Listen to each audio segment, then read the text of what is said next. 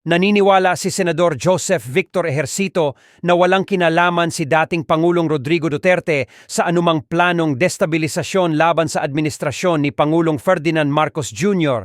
Hindi porket pinaniniwala ang pro-China si Duterte ay nangangahulugan ng dawi siya sa destabilisasyon o naguudyok ito sa kanyang mga taga-suporta na gawin ito. Siguro perception nila pro-China noon si President Duterte but I don't think President Duterte is behind it, sabi ni Ejercito sa isang forum sa Senado. I still believe that he loves the country and he knows that anything of this nature will not be good for the country.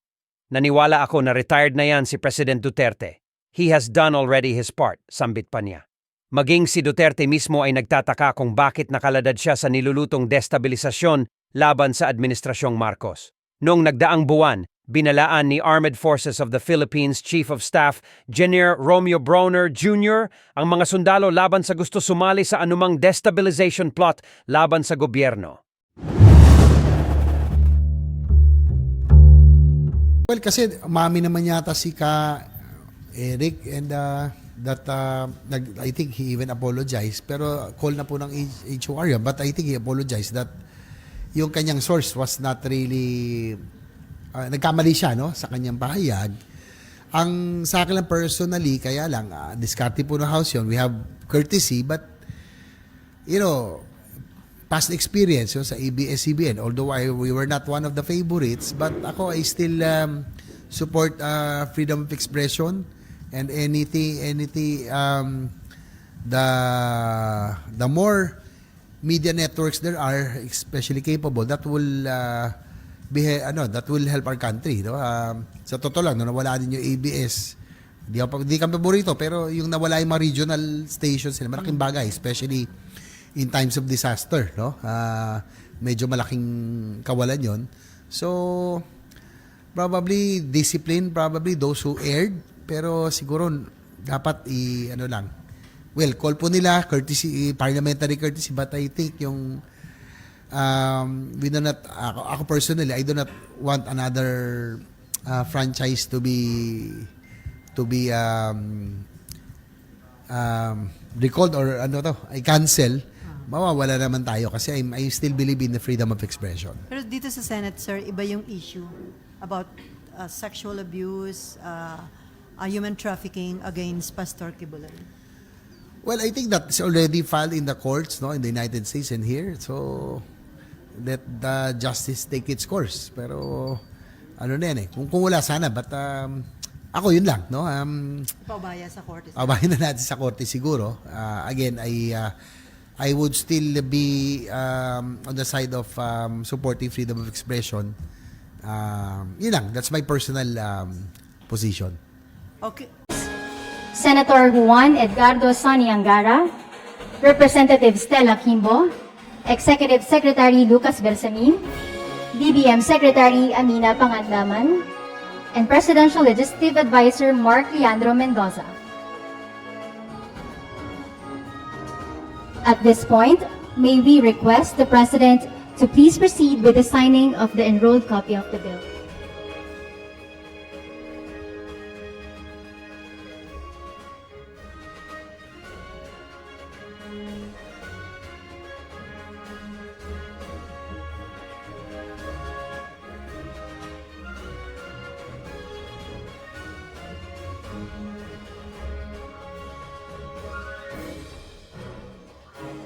Upon the President's signature, the harmonized votes of the two chambers of Congress on House Bill number 8980 shall be known as Republic Act 11975, entitled An Act Appropriating Funds for the Operation of the Government of the Republic of the Philippines from January 1 to December 31, 2020. Workers in government, distinguished guests, ladies and gentlemen, a good afternoon to all of you. Today we sign the national budget, the instrument which tells how the taxes paid by the people will be returned to them. In effect, we are signing the renewal of our annual social contract with taxpayers, that what they have paid faithfully will be rebated to them in full. Although it is teeming with numbers, this budget is more than a spreadsheet of amounts or a ledger of projects. Rather, it details our battle plan in fighting poverty and combating illiteracy, in producing food and ending hunger, in protecting our homes and securing our border, treating the sick, keeping our people healthy, creating jobs, and funding livelihoods. It is wrong to say that the budget merely pays for the overhead of the bureaucracy. It is more than that. It funds the elimination of problems that we as a nation must overcome.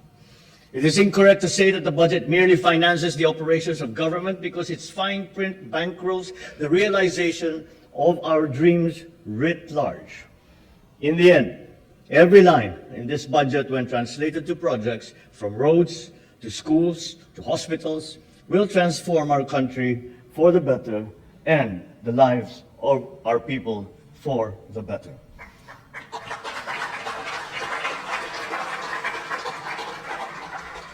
In this budget, we have included what we consider to be the means that will boost both the physical and human capital of a nation, blessed with talent, waiting to be tapped, with resources ready to be harnessed. But I would be the first to dispel any claim that this budget fully funds all our plans for our country and our people. How I wish that we could wipe out with one budget cycle all our infrastructure backlogs. How I wish that we had only revenues to realize our country's unlimited potential. Suddenly, the will is there. The wherewithal, perhaps not always so. Like any government, we are curtailed by what we can collect, by what our tax coffers contain. We can be reckless, take the easy path, borrow, let our children pick today's tab up tomorrow. But that is not the kind of inheritance that we want to leave those who will come after us. Good fiscal stewardship imposes upon us the discipline not to be led into the temptation of bloating what we owe. Good government dictates upon us the duty to spend the appropriations we have cobbled together for the correct purposes, the right way, on time, and on budget. I say this to remind those who will execute this budget that red tape that leads to underspending and overspending that disregards legal guardrails are two sides of the same coin. Implementation delay and illegal deviations inflict the same havoc of denying the people of the progress and development that they deserve. So with this reminder comes the most important budget commandment that we must always heed. We are working for the people, not for ourselves. We are working for the country, not for ourselves. Honor the taxpayers who make the budget possible. And in doing so, we will bring closer to the brighter tomorrow that we aspire for bagong Pilipinas that we all envision for our people. Let us all work in solidarity for a more empowered Philippines. I congratulate you all for the very hard work that I know you have put in to put this budget together.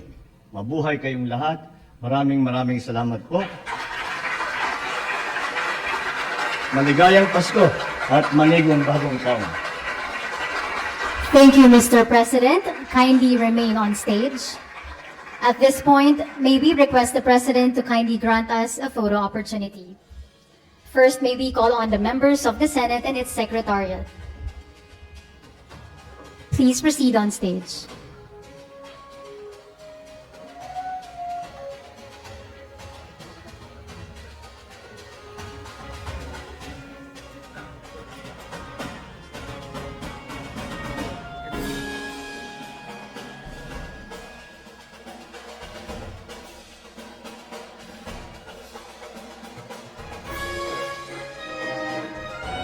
Members of the House of Representatives seated on the first 3 rows, please stand by.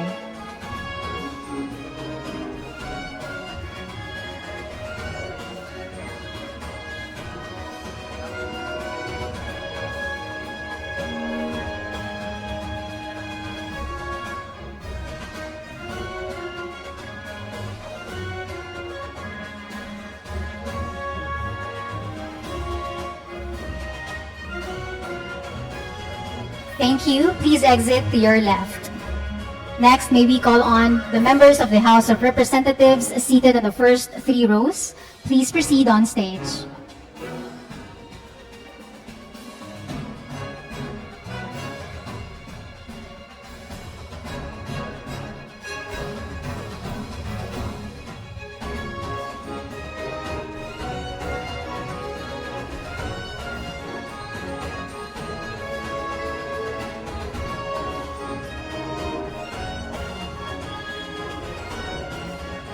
Next would be the rest of the members of the House of Representatives. Please stand by.